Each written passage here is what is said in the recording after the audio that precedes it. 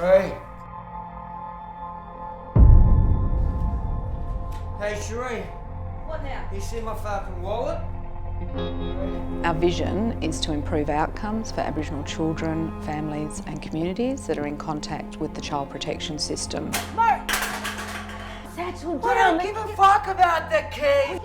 Hi, I'd like to report a fight happening in the house across the road from me. I know there's kids inside. Fuck you! Family and domestic violence is a really significant issue for child protection. Children in the community are the most important thing. Juliet Alpha 100 at sea. They're also the most vulnerable. Police, anyone home? Police? No. Can you hear me? Hello. We're unresponsive here. Yeah, good day guys, it's First Class Constable Ryan Turner here. Yeah, good thanks. I've got 4 young children here that appear to be without the care of an appropriate adult. It's incumbent on us, both the professional community but the community at large, to make sure we've got children at the centre of the conversation. And what's your last name, do you know? Some of the things that we hear are they're taking our kids away. It's the same as a stolen generation. Same thing happened years ago and you're still doing it today. And it's totally different.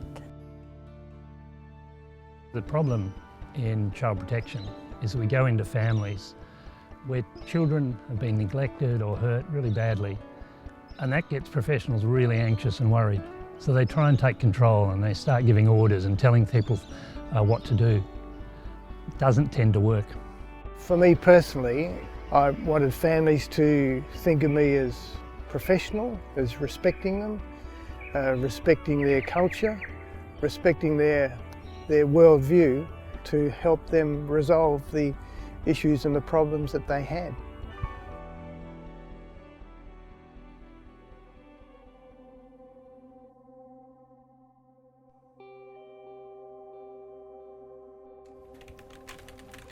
Hi, Bree. Child protection is probably the most important job in the world. So last night, 4 children were brought into care. The stakes are very high for Aboriginal children that are disconnected from their families. So there was evidence of methamphetamines found on the kitchen table. When police attended, they couldn't rouse Mum. Dad had left the house. Signs of safety is the framework that our department use when working with families. So the report mentions 4 children, 2 children that we will be managing and reside here in the country. The other 2 children reside in the metro, and I did check and there was an alert that they'd been in contact with an office. Signs of safety is fundamental to the work of the department.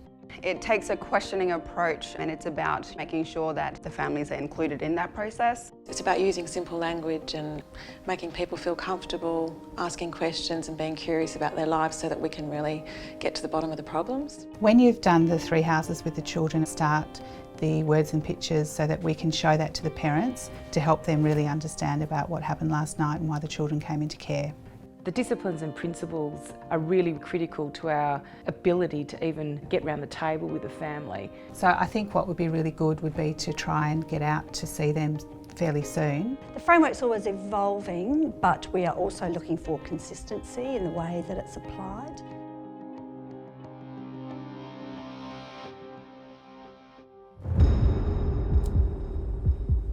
Caseworker knocking on the door first time. Hey, who's this? You don't know what's behind that door. And you're doing it scared. Skillful use of authority is really child protection practice at its best. What are you doing here? What do you want? So I'm Bree, this is Rachel. We're from the Department for Child Protection and Family Support. We have little bits of information, we have our skills, we have our confidence, but we never know quite what's going to happen. Yeah, what about last night? I think families are wary of dealing with the department every time they come into contact with us. Just bring them back, you're always doing this to our mob. When we have concerns about a child or children in a family's care, we then invite the family to come in. Until you tackle trust, you're really not going to get anywhere.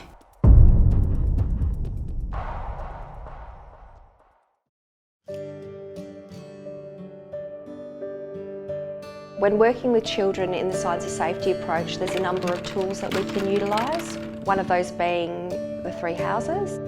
Do you want to draw some things? Which colour would you like? Blue.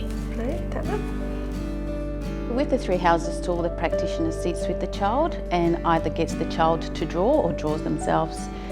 What have you drawn here? I draw Dad and Mum. So one is the house of worries, one is the house of good things, and the other one is the house of dreams. And police was knocking on the door really loud. Children are often fearful. It's their fault they've come into care. They're frightened to talk about what's happened.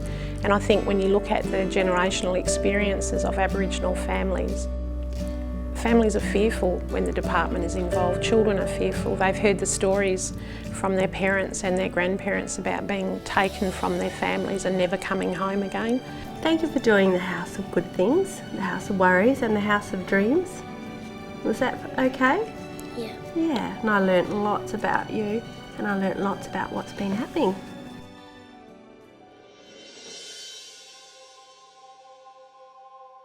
I think one of the most important tools we've got in reinforcing that danger, getting safety, is through what we call a words and pictures explanation. If we have a words and pictures that's developed, then everyone is clear around what the danger is to the children and what safety looks like in order for the children possibly return back to their family. The voice of children is profound. You can hear one sentence from a child and it can change the professionals in the room's understanding of what's going to be helpful here.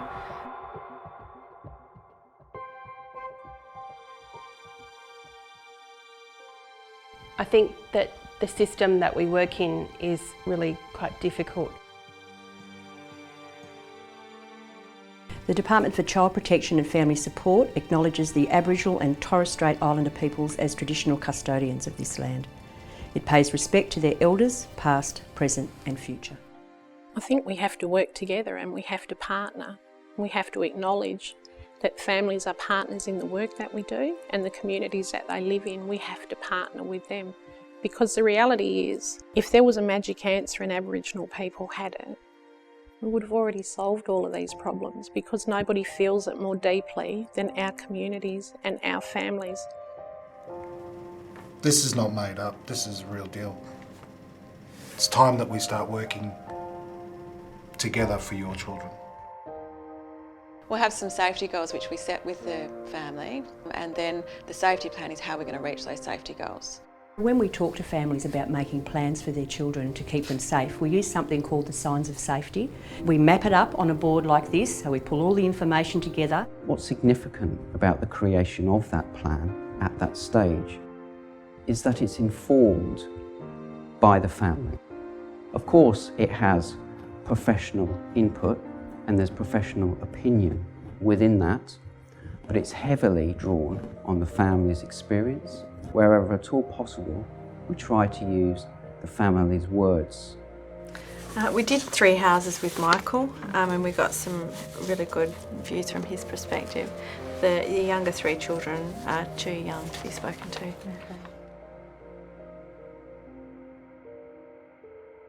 The biggest thing that we see now is the internal hurt that children see, and you know, they talk to us, the bruises will go, but the pain that sits inside is the stuff that's really eating me up, and I can't get it out, I can't get rid of it. Right now, the department's saying that your children are not safe with you. Right now. Sounds like the information that you've got around this Murray and Cherie is quite concerning compared to the other family, because I hear a lot of confidence with the other family. You've got your danger statements and your safety goals are all starting to get formulated, but you don't feel confident that the children can go back to them at the moment. Where would you scale yourselves? When families are told that they can't have their children back, it's often an incredibly crushing time, a very sad time. I think it's important that we look at the placement principle for these children and try to find a placement that is either with family or with an Aboriginal person in their community if possible. Cultural planning is really important for working with Aboriginal children, particularly those children who are in care and perhaps in a placement with non-Aboriginal carers. What we see for a lot of kids who have been in care and who haven't been connected to their family over time is a lot of depression, suicide, crime, offending, alcohol, drug misuse.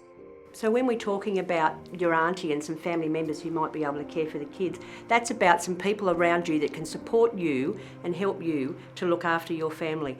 We need to work really hard, particularly where Aboriginal children may be placed in a non-Aboriginal family, to actually identify and support Aboriginal children to have that strong connection with Aboriginal role models, and where possible with family members, because they're going to be the sustaining relationships that child has in their life.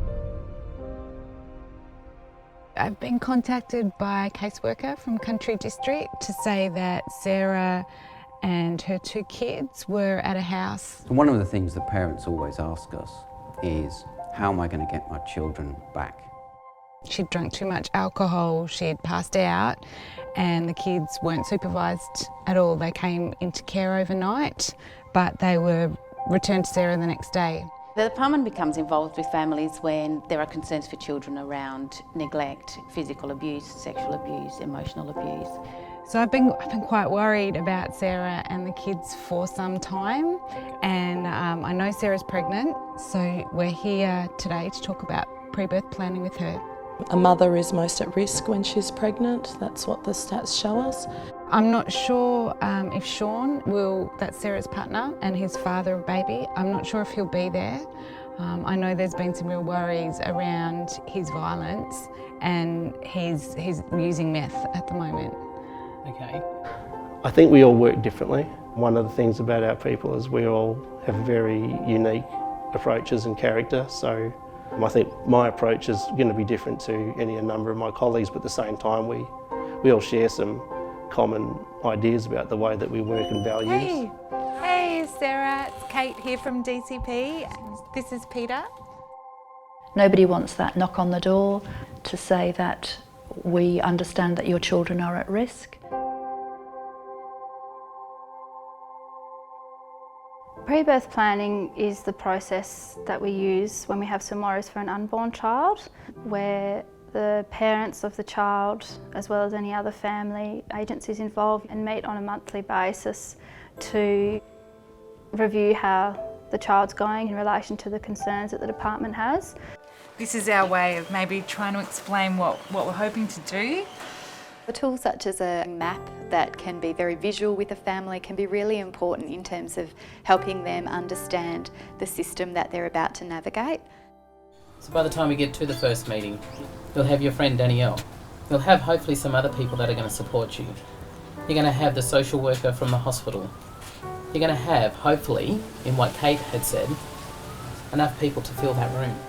When it's used well, it draws heavily on the knowledge that the family have of themselves. You're pregnant. You're doing that shit. That's why we're here today. I think it's really important for workers to consider when they are doing pre-birth planning. This is obviously a really difficult time for the families, as it always is when working with our department. We'll hear from you soon. Yeah. Thank you. Yeah, thank you. Yeah, thank you.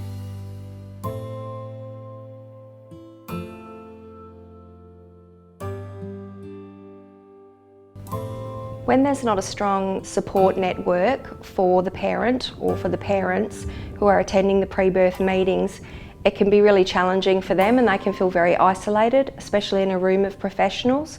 So on a scale of 0 to 10, where 10 is Sean has done everything that he needs to do, there are no longer any worries around his meth use, him beating on Sarah, or the kids feeling scared, and 0 being there are still so many worries, Sean is still using drugs, he's not being honest with everybody, and we're so worried about this baby. Where would everybody be?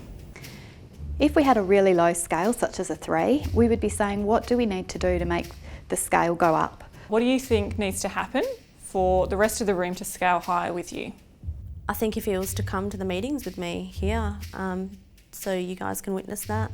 What we would do is say who in the network can help, what programs can help, but also if it's too dangerous, do we need the child to come out for a period of time to get things safer and then when the numbers up the scale a little bit, look at the child going home in a safe way.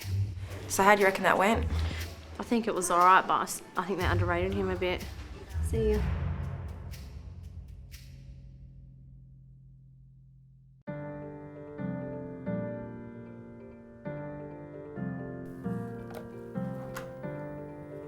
G'day, it's Pete from the Department for Child Protection and Family Support. The best benefit as an Aboriginal practice leader is to really provide a cultural lens and an opportunity to really give child protection workers the understanding of Aboriginal life. Just wanting to have a bit of a yarn about your nephew Sean, seeing if you're able to help us out. It's about leadership in the department around Aboriginal issues and Aboriginal children. Yeah, we're just a little bit concerned about Sean and his partner Sarah and the kids, so we need some support people and some family that can come and help out. We're trying to provide the opportunity for non-Aboriginal staff around being culturally competent in working with Aboriginal families and children. Look, that's great. You're going to have a chat to him and we really appreciate that. Thank you.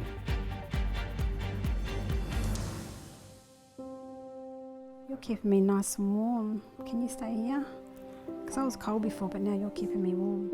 Family is a big part of our identity within the Aboriginal community. Wait there, darling. Talk to Mum. Children are quite vulnerable. They are the population group that sometimes cannot speak for themselves and are able to provide that safety for themselves. I don't want to be nagging you, okay? I don't want to be nagging you.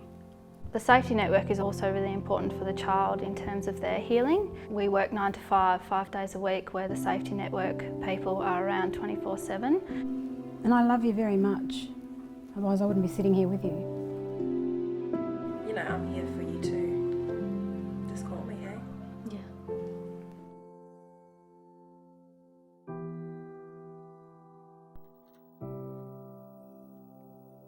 We know that alcohol, drugs, family violence, those are some of the more modern social issues that impact our families.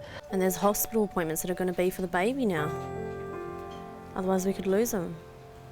They know about you, they know about the domestic between us that's happened before. They know about your meth problem. Yeah, that's why I don't trust this mob, you know? People can be very frightened and intimidated. They want us to come in to do meetings for the baby. The resistance could just be a steadfast refusal by a parent to even want to do this. The right of a child to be protected is fundamental. I need to go to this meeting that they've set up with the hospital for the baby. When's that? Today. If the father's disengaged in the process, I think it's really important that we try the best that we can in a myriad of ways to make contact with him, or try and look at other family members or other extended family that might be able to participate, because it's really important that we have a strong network for the child. So you guys don't know shit about me, all right?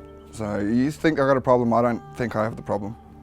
I think when we talk about respect and the way that we'd like to be treated, it's really important to acknowledge what is extremely respectful to one person, and that can be across the board in terms of those people's Aboriginality in the regions and the areas that they come from. But what is respectful to one person is very disrespectful to another. So we are aware that there is drug use, and we are aware that there are some incidences going on where the police are being called. I know your mob don't think that highly of me or have high expectations for me, but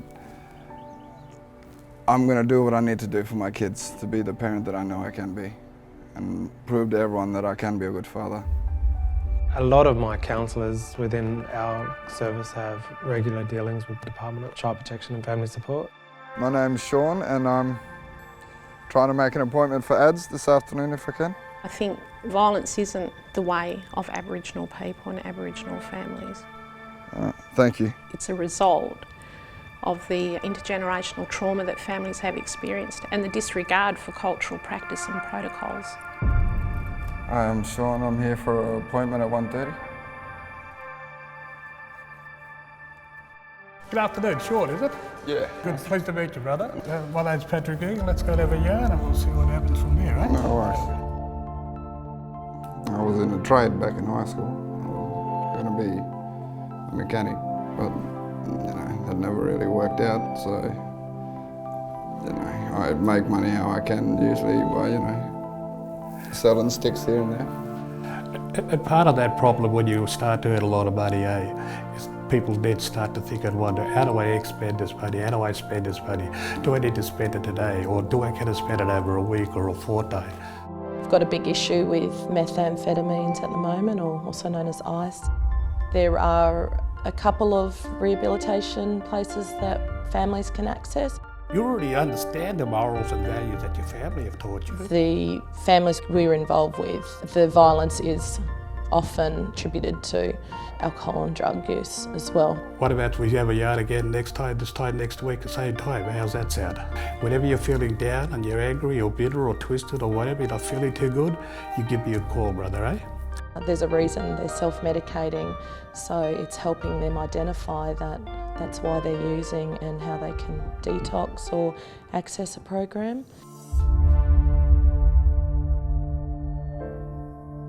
In the past, Aboriginal people did not have a say, and when we look at now how we're working with them, we're bringing them to the table, we bring their families to the table, and we bring their networks to the table, and that's helping us, and it helps them.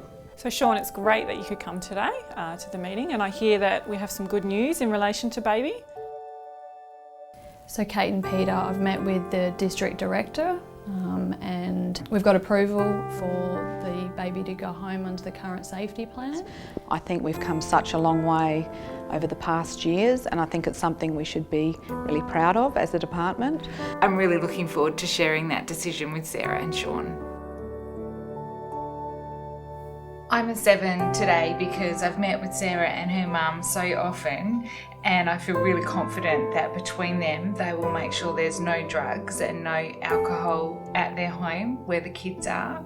Some of the positive feedback around the use of signs of safety is that it helps parents engage with us. We're much better at explaining why child protection are involved. The most positive shift that I've seen for Aboriginal families and children while using signs of safety is the ability for families to actually communicate with the agency, but have a clear understanding of what the issues are, and also transparency in the way that we work with Aboriginal families. So, do you need money for anything? For school? Yeah? Do you have clothes and whatnot?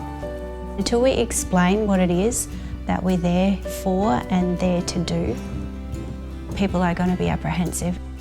All right, so how is everything? Everyone's treating you okay, yeah? Hey, tell them I love them, all right? Yeah, okay. All right, Dad says he loves you, okay? Really? Okay. Hey, they're going to let us see them tomorrow. Serious? All right, that's good. Okay, nah, we'll see you then. Okay, love you. Bye.